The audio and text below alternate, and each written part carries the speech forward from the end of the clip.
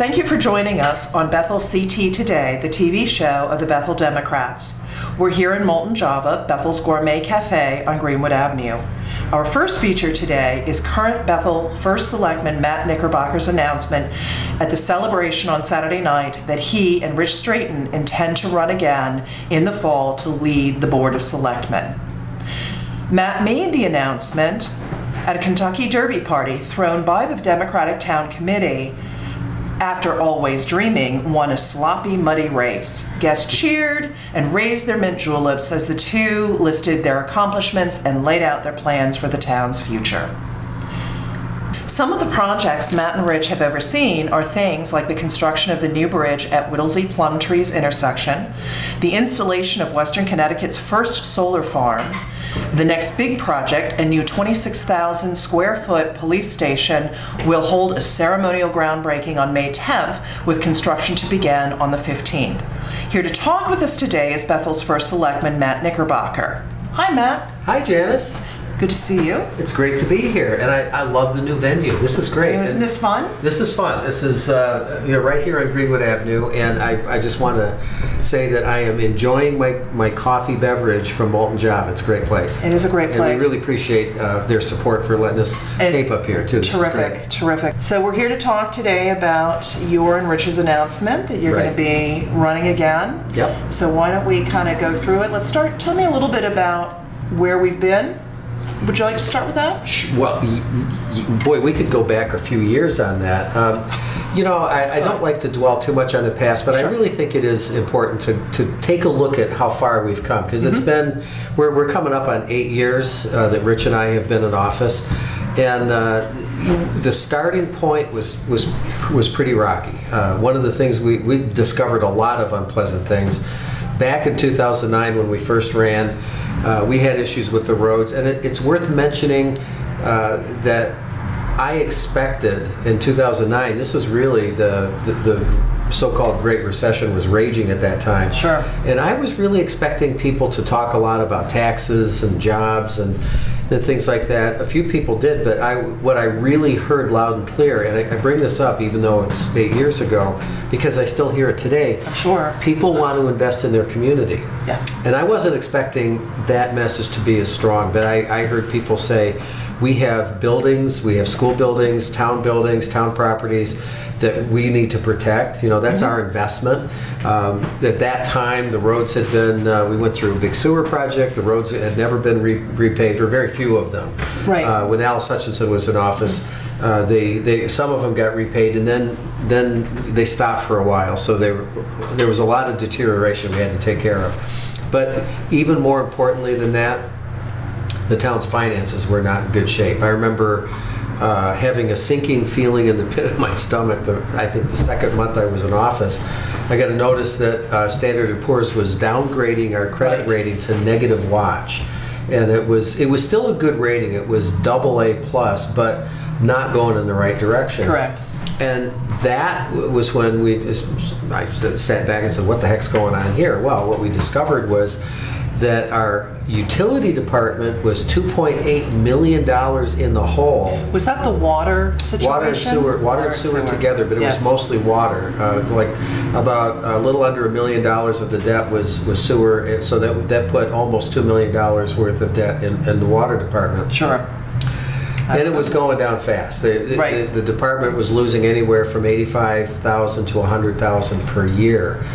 And now, most people don't realize what that means. What it means is you have this general fund where you're supposed to keep a balance, for emergencies. You can call it whatever you want, rainy day fund. And that fund should be a minimum, a bare minimum, not even a recommended, a bare minimum of 10% of your operating budget, which meant that in that year that we should have had $6.3 million in the bank. Almost $3 million of it was an IOU. There was literally the cash was not there. Wow. And this had gone on for years with nobody noticing, just like this steady slide into debt.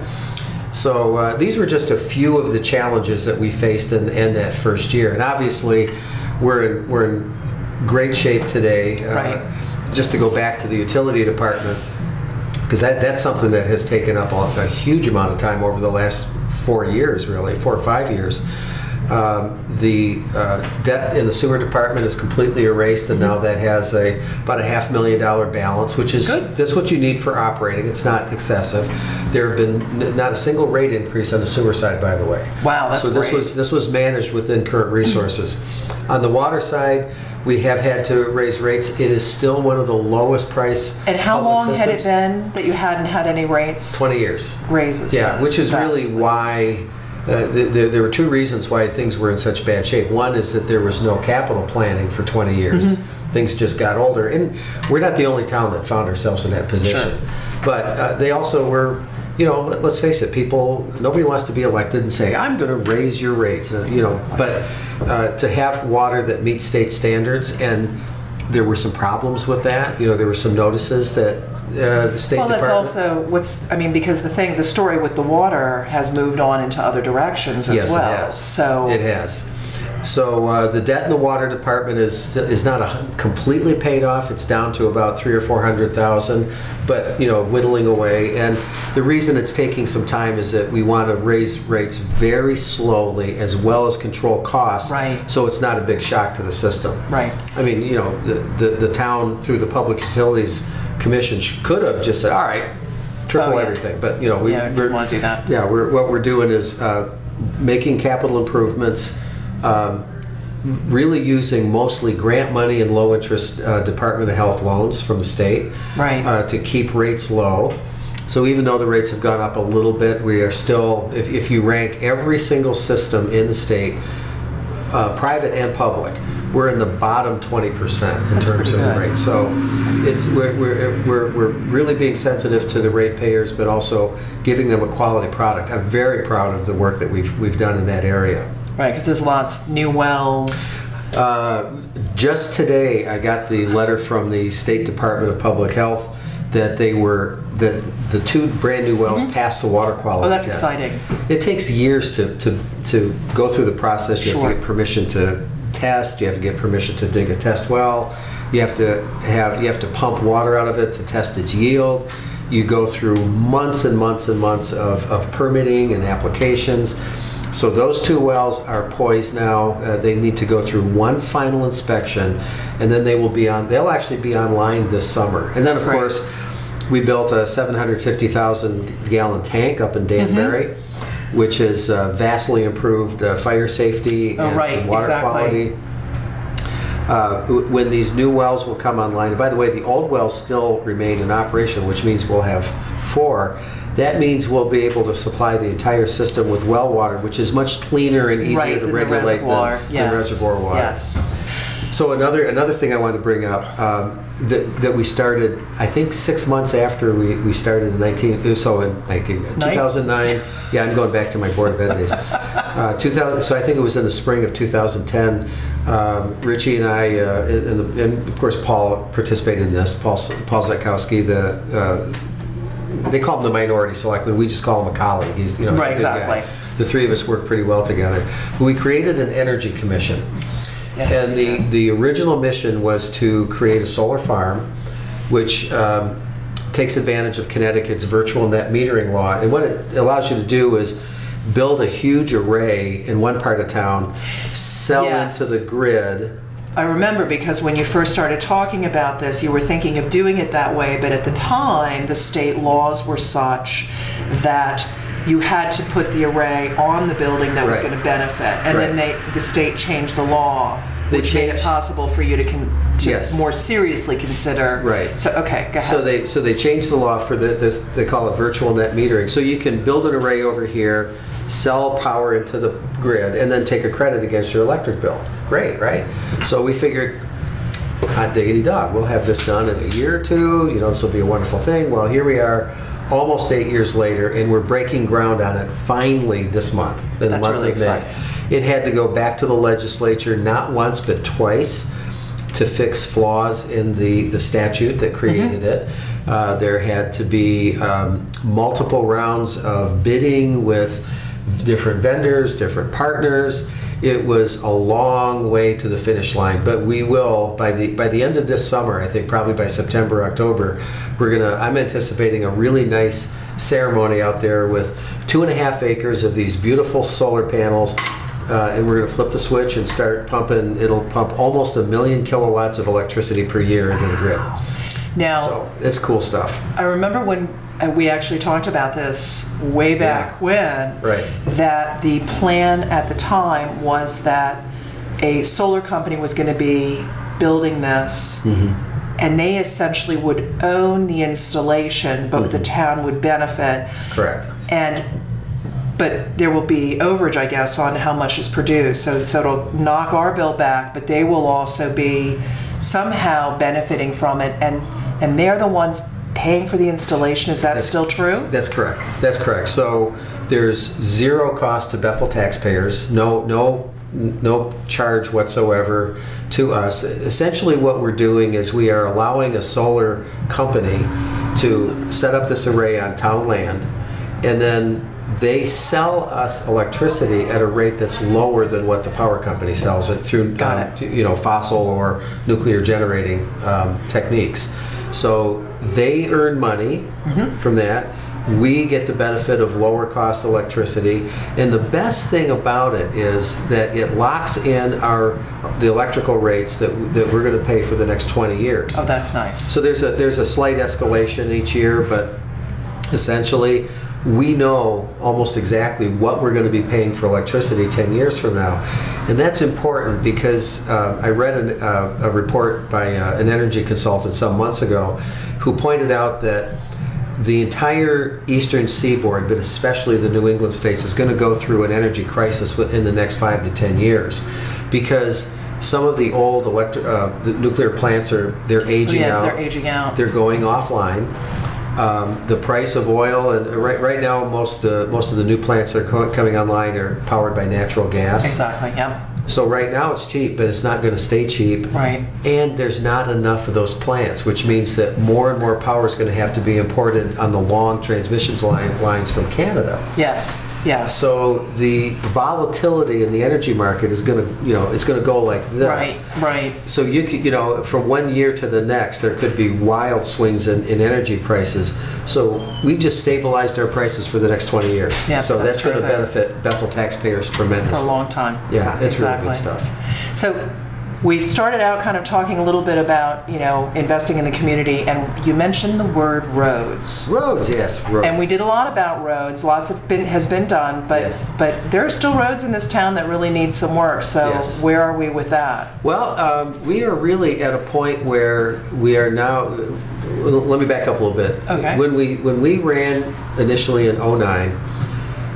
We really focused that campaign on road infrastructure because it was bad, and we set up a plan where we had targeted a goal of $8.5 million to do over a 4-year period to do about 35 miles of roads.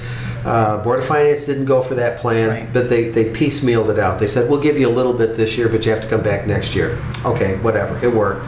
So really, we have gone through that entire list of roads, but of course, over 7 years, other roads get old. And Right, and every time we have any kind of freezing event, some road falls apart.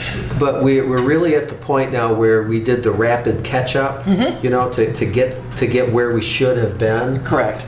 So now we are really, this year, the summer of 2017 and summer of 2018, we're going to be transitioning over to a kind of a stable approach where we're doing the roads each year that need to be done rather than let them get away from us and then have to spend millions and millions all at once to get caught up. So we mentioned, I think I mentioned at the beginning, that you've got a new project, also another one besides the solar farm coming on, and that is the police station. Station. That's really imminent. Yes. I used to joke that it takes 20 years to get anything done in municipal operations, and it's not just us. It's all the the rules, the regulations, the procedures you have to go through. So this has only taken 12 years. So that's impressive. We're in pretty good shape. Although I do remember it being talked about even back when we were looking at doing Berry School. We always knew it was coming. We always knew it was coming, but the original plan was produced in 2005. Richie and I resurrected that plan because it got put on a shelf and nothing happened for a number of years. So we got that plan going again in 2010, and we've worked through put some money behind with Board of Finance approval. The next phase of the planning, went through all that, got to the first referendum. Referendum got shot down because of some really unfortunate misinformation that was spread around the community the weekend before, and it was really too late to counter it. So it took us another year to come back for referendum number 2. And I want to, the community really came together, and it was a very nonpartisan effort. Everybody, whether you're a D, an R, in between, or you don't belong to any party, they came together, they put out the literature, they did radio ads. It was a really strong community effort. So that passed. And I want to compliment the building committee and the police department itself, because it's been more than a year since we had that referendum. And people have said, well, why is it late? Well, it's not really late. They were taking extra care in the planning, like visiting police stations across the state that had just been built to say, did anything go wrong? When you walked into your brand new building, did you see anything that you said to yourself, oh gosh, I wish we would have done it this way instead of that way?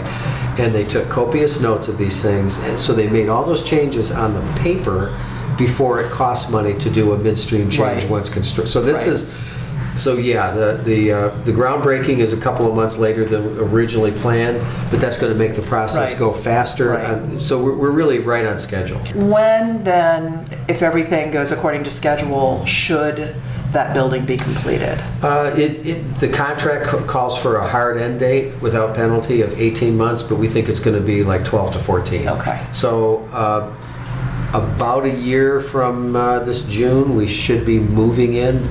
Let's say June, July of 2018. Should be having a ribbon cutting and having tours, public tours of the building, so the voters and the residents can see it. They can see what they bought. Well, thank you so much for coming and joining us today. Thank you for having me. There's going to be lots to talk about as we go through the next few months, and I'll look forward to it. And I'm sure that we'll have you back, and Richie will probably be here as well as other candidates coming into the fall. Very good. In other news, Elizabeth Esty held a town hall in Bethel on Sunday. Over 100 people from Bethel and surrounding towns gathered in a packed meeting room Sunday afternoon to voice their concerns to Congresswoman Esty. After a brief opening remark in which Representative Esty described her committee assignments and legislative wins, the rest of the nearly 2-hour meeting was devoted to constituent questions. The recent passage of the American Health Care Act in the House of Representatives was clearly foremost on the minds of attendees. Residents told stories of how the ACA or Obamacare repeal would harm them and their loved ones, while others unsuccessfully challenged Congresswoman Esty to sponsor a bill currently in the legislature to make Medicare available for all. Other concerns included climate change, cuts to the EPA, the National Popular Vote Compact, and civil rights for undocumented immigrants. The Bethel Democratic Party sponsored a library cleanup and spring planting. On Saturday, May 6th, more than a dozen people from the Bethel Democratic Town Committee and their outreach group met at the library for some spring cleanup and planting. The Bethel Department of Parks and Recreation donated 4 flats of annuals, and others brought even more flowers to help beautify the planters around the library's parking lot. The crew worked for over 2 hours, cleaning out planters, pulling weeds, and planting flowers. This was the 4th year that the Bethel Democrats have done this work, and judging by this year's enthusiastic volunteers, will be doing this for many years to come. Team 26 arrived in Newtown. Team 26, a cycling group founded by Newtown resident Monty Frank, was created in response to the massacre at Sandy Hook Elementary School on December 14th, 2012. The group of 26 cyclists, one for every student and teacher killed at the school, rides to raise awareness of the need for common sense gun legislation and to honor the memories of the victims. For 4 years, the group has done the ride from Newtown to Washington, D.C., but this year they decided to ride from D.C. to Newtown to signify the way that many in Washington have turned away from this crucial cause. This year, the riders braved torrential downpours and unseasonably cold weather, riding more than 100 miles a day before arriving in Newtown shortly after 6 p.m. on Sunday, May 7th. The tired riders were greeted by a good-sized crowd wearing green and white for Sandy Hook, waving signs and cheering loudly when the riders rolled in. Speakers at the welcoming rally included Senator Richard Blumenthal, who was proudly wearing his Team 26 jacket, Congresswoman Elizabeth Esty, and Newtown First Selectman Pat Lodra. Last but not least, this year's Bethel Sculpture Tour. A series of new attractions has popped up in downtown Bethel. Bethel Arts is sponsoring an outdoor sculpture tour with 11 large dramatic pieces standing in front of the Municipal Center and around the library. The artists from Connecticut and beyond oversaw the installation of their sculptures, and the library features smaller works by the same artists inside. Interested art patrons can read about the artists and their works on the Bethel Arts Sculpture website, where the price of each piece is also listed. The sculptures will remain in place until 2018. And that concludes our inaugural edition of Bethel CT Today, the official show of the Bethel Democratic Town Committee. I'm your host, Janice Stevenson, and I'm looking forward to talking with you again soon. Thanks for joining me. Goodbye.